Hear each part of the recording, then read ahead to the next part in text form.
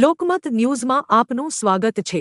આજથી ચૈત્ર નવરાત્રિનો પાવન પ્રારંભ થયો છે। માતા દુર્ગાના 9 સ્વરૂપોની ઉપાસના માટે આ 9 દિવસ અત્યંત પવિત્ર માનવામાં આવે છે। વડોદરાના કારેલીબાગ વિસ્તારમાં આવેલ શ્રીમંત મહારાજા ગાયકવાડ સંચાલિત દેવસ્થાન ટ્રસ્ટના શ્રી બહુચરાજી માતાજી મંદિર ખાતે ભક્તિભાવ સાથે નવરાત્રિની શરૂઆત કરવામાં આવી। સવારે મંગળ આરતી સાથે ઉજવણીનો પ્રારંભ થયો અને ત્યારબાદ મોટી સંખ્યામાં ભક્તો માતાજીના દર્શન કરવા ઉમટી પડ્યા હતા। મંદિર પરિસરમાં ભક્તિ અને શ્રદ્ધાનો અનોખો માહોલ જોવા મળ્યો। મંદિરના પૂજારીના જણાવ્યા અનુસાર ચૈત્ર નવરાત્રી દરમિયાન માતાજીની ઉપાસના કરવાથી જીવનમાં સુખ, શાંતિ અને સમૃદ્ધિ આવે છે। આ 9 દિવસ દરમિયાન વિશેષ પૂજા આરતી અને ધાર્મિક કાર્યક્રમોનું આયોજન કરવામાં આવ્યું છે, જેમાં મોટી સંખ્યામાં ભક્તો ભાગ લેશે તેવી શક્યતા છે।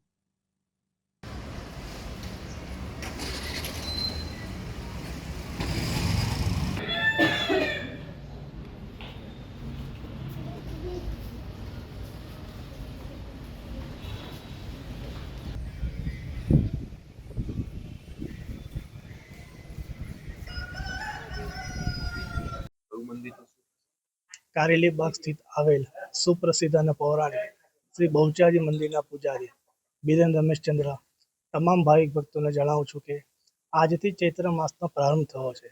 ચૈત્ર માસના પ્રથમ 9 દિવસ એ ચૈત્રી નવરાત્રી તરીકે ઉજવવામાં આવે છે। ચૈત્રી નવરાત્રીનો પ્રથમ દિવસ એટલે કે ગુડી પડવા તરીકે ઉજવવામાં આવે છે। પ્રતિવાર્ષિકની જેમ બહુચરાજી મંદિર ખાતે પણ ગુડીનું પૂજન અર્ચન કરવામાં આવેલ છે। ચૈત્રી નવરાત્રીના 9 દિવસ માતાજીના ભક્તો માતાજીના જપ, તપ, અનુષ્ઠાન વગેરે કરી માતાજીનો આશીર્વાદ પ્રાપ્ત કરે છે। ધાર્મિક દ્રષ્ટિકોણથી જોવા જઈએ તો ચૈત્રી નવરાત્રી અને ચૈત્ર માસનું ખૂબ જ મહત્વ રહેલું છે, કારણ કે ચૈત્રી નવરાત્રીના પ્રથમ દિવસે બ્રહ્માજીએ સૃષ્ટિનું સર્જન કર્યું હતું। ત્યારબાદ ચૈત્રી નવરાત્રીના ત્રીજા દિવસે ભગવાન શ્રી વિષ્ણુએ એમનો સૌપ્રથમ મત્સ્ય અવતાર ધારણ કર્યો હતો।